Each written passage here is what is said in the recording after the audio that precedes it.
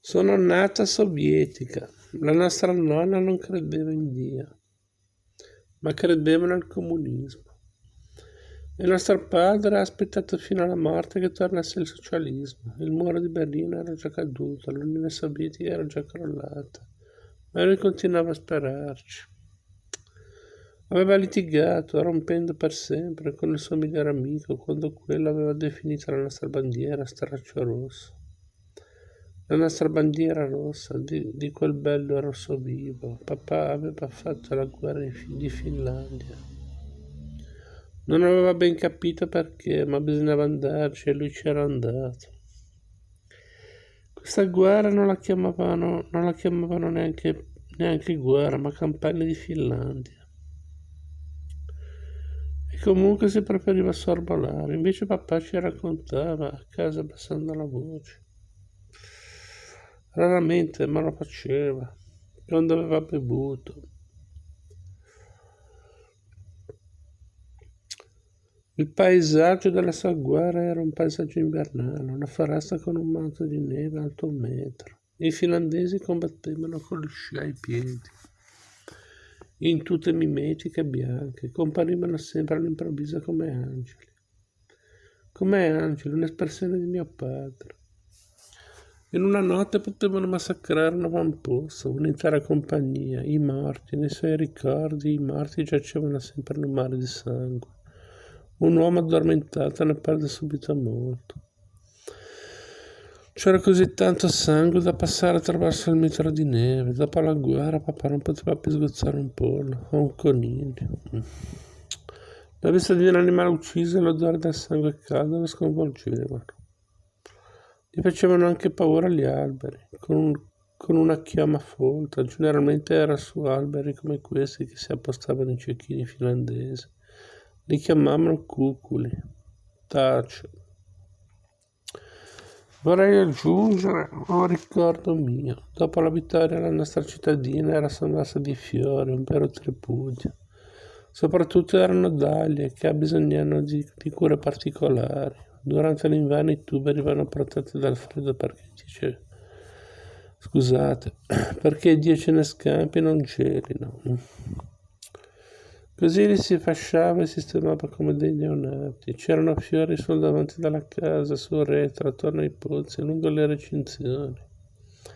Dopo aver conosciuto la paura si ha voglia di vivere, di godere delle cose belle. Poi i fiori sono spariti, ecco adesso non ci sono più. Ma io li ricordo. E mi sono tornati alla mente adesso. Tace. Papà ha combattuto solo 6 mesi, poi è stato fatto prigioniero.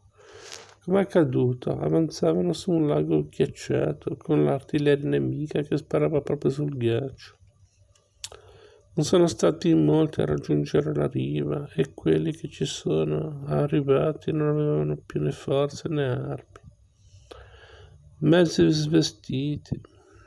I finlandesi tendevano loro le braccia per salvarli. Certi ne hanno approfittato, ma molti altri non hanno accettato l'aiuto del nemico. Erano stati educati in quel modo, ma papà si è aggrappato al braccio più vicino e l'hanno tirato fuori. Ricordo bene la sua meraviglia. Mi hanno versato dell'acquavite per scaldarmi. Panni asciutti, ridevano e mi davano delle pacche sulla spalla. Sei vivo, bravo Ivan. Papà prima di allora non aveva mai visto dei nemici da vicino e non riusciva a capire perché fossero così contenti. La campagna di Finlandia si è conclusa nel 1940. I prigionieri di guerra sovietici sono stati scambiati con dei finlandesi detenuti da noi. Le colonie di soldati dall'una e dall'altra parte e dei prigionieri sia finlandesi sia sovietici marciavano le une contro le altre. Quando i finlandesi sono arrivati all'altezza dei loro compatrioti, hanno incominciato, soldati e prigionieri, ad abbracciarsi, a scambiarsi stretti di mano. I nostri reduci dalla prigionia sono stati accolti in tutt'altro modo, trattati da nemici, fratelli, compatrioti. Alto, un passo fuori dai ranghi e spariamo. La loro colonna è stata presa in consegna da militari con i cani pastore al guinzaglio che li hanno condotti a un gruppo di baracche appositamente allestite. Con una recinzione di fila spinata tutto attorno. Sono iniziati gli interrogatori. Come ti hanno fatto prigioniero? Ha domandato un inquirente a papà. Mi hanno tirato fuori dal lago finlandese. Sei un traditore, pensavi solo a come salvarti la pellaccia e non a difendere la patria.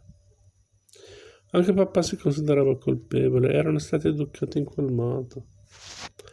Non c'è stato alcun processo, li hanno fatti schierare sul piazzale tra le baracche e hanno dato lettura dell'ordinanza. 6 anni di campo di lavoro forzato per tradimento della patria. E li hanno spediti a Vorkuta a costruire una ferrovia sul terreno permanentemente gelato che c'è laggiù, mio Dio, nel 41. Con i tedeschi già davanti a Mosca, ma allora non avevano detto che era iniziata la guerra, erano dei nemici, non volevano dar loro questa soddisfazione. Già tutta la Bielorussia era sotto l'occupazione tedesca, presa anche Smolensk. Quando l'hanno saputo, hanno subito chiesto di essere mandati al fronte. Hanno scritto lettere al comandante del lager, a Stalin.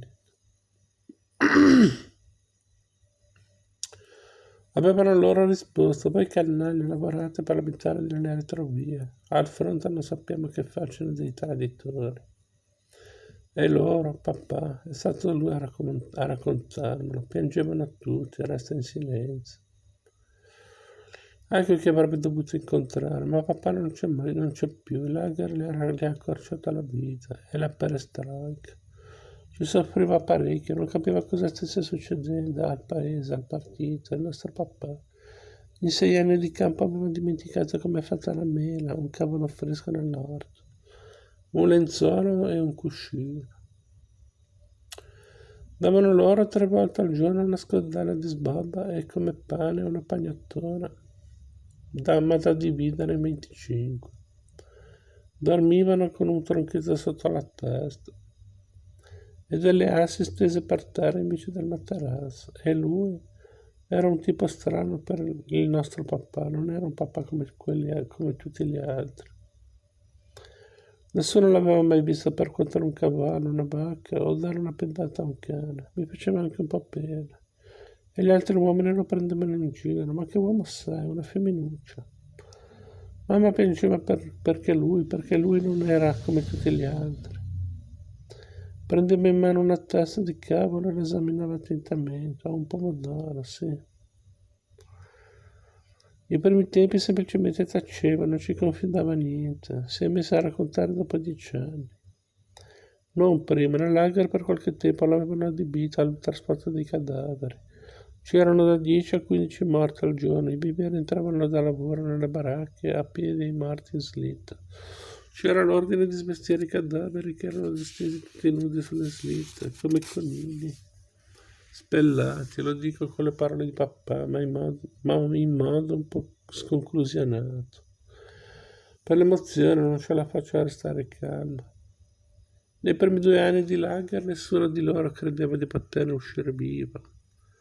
Dal terzo anno quelli che avevano una condanna a 5-7 anni circondavano sempre più spesso la propria casa e famiglia, mentre i condannati a pene di 10-15 anni non lo facevano mai.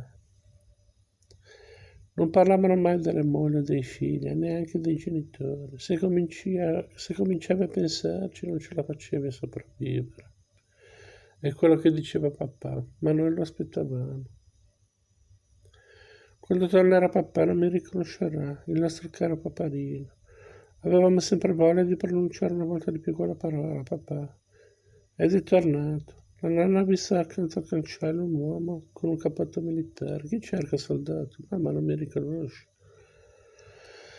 La nonna era subito svenuta. Ecco com'era l'entrata in famiglia. Aveva avuto mani e piedi congelati e non sarebbe più riuscita a riscaldarli. La mamma diceva che il papà era tornato dall'albero ancora più buono, mentre lei temeva. L'avevano spaventata con certe storie. Gli avevano detto che gli uomini tornavano dalla giubine di odio, ma papà aveva ancora desiderio di cogliere il lato bello della vita. E aveva una frase che ripeteva in ogni occasione. Su con la vita, il peggio deve ancora venire.